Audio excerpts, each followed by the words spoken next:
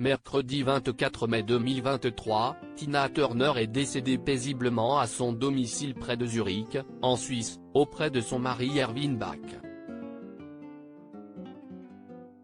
Si la chanteuse avait trouvé l'amour et la paix sur le tard avec le producteur de musique, elle avait été mariée une première fois avec le musicien Ike Turner. Mariage marqué par les violences conjugales. Depuis 2013, Tina Turner, décédée mercredi 24 mai 2023 à l'âge de 83 ans, était mariée avec Erwin Bach. Avec le producteur de musique, qui lui avait carrément sauvé la vie en lui donnant un rein, la chanteuse avait trouvé l'amour et la paix. Mais dans son premier mariage, c'était tout l'inverse. Anne-Mae Bullock, de son vrai nom, avait rencontré le musicien Ike Turner après la naissance de son premier enfant Craig, né en 1958 de sa relation avec le saxophoniste Raymond Hill. Ensemble, ils avaient eu un fils en 1960, et ils s'étaient mariés en 1962. Jusqu'en 1976, Tina Turner avait subi les abus d'Ike Turner, jusqu'à prendre la fuite. Un mariage marqué par les violences conjugales qu'elle avait racontées dans son autobiographie My Love Story. Tina Turner abusée par son mari, je me disais que la mort était la seule issue. Ma relation avec Ike a été vouée à l'échec le jour où il a compris que j'allais devenir son gagne-pain, écrivait-elle. Et d'expliquer, il avait besoin de me contrôler, économiquement et psychologiquement, pour que je ne puisse jamais le quitter.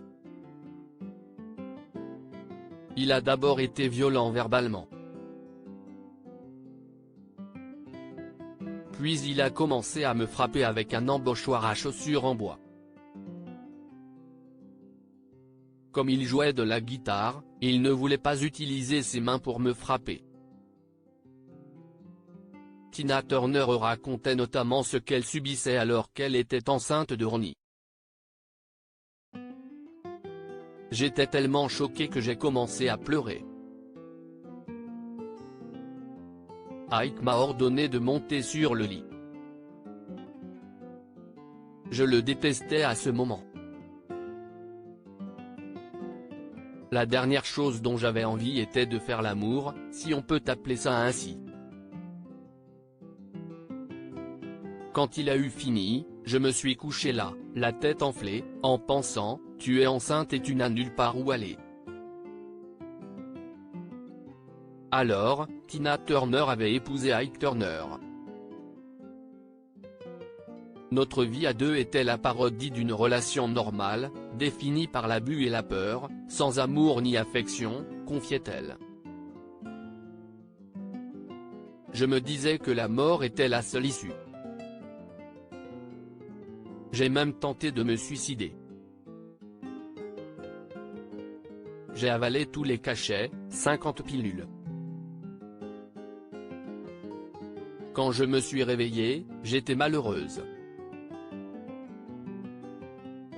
Mais je suis sortie de l'obscurité avec l'envie de survivre. Elle était partie, avec ses deux fils, et les deux fils d'Ike Turner qu'elle avait officiellement adoptés. Mais Tina Turner n'était pas la seule victime du musicien.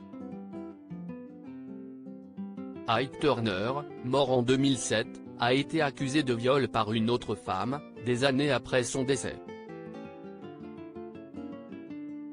Ike Turner accusé de viol après sa mort. P. Arnold, choriste du groupe The Weeknd, a gardé le secret pendant 60 ans. En 2022, dans son livre Survivante de la Soul, elle a révélé avoir été agressée sexuellement par Ike Turner, au milieu des années 1960. Dans une interview accordée au Télégraphe, elle a indiqué qu'elle avait été piégée dans une pièce et violée. Viol dont elle ne pouvait pas parler, de peur de voir sa carrière sabotée. Quest. Ce que j'aurais pu dire? C'était affreux. Je méprisais Ike, mais je ne savais pas comment m'exprimer. J'avais appris que Tina voulait se débarrasser de moi car Ike était trop proche de moi, Si Jen avait fait part à Tina, voire même à mes parents, cela aurait signifié que j'aurais dû rentrer chez moi. Un témoignage tragique.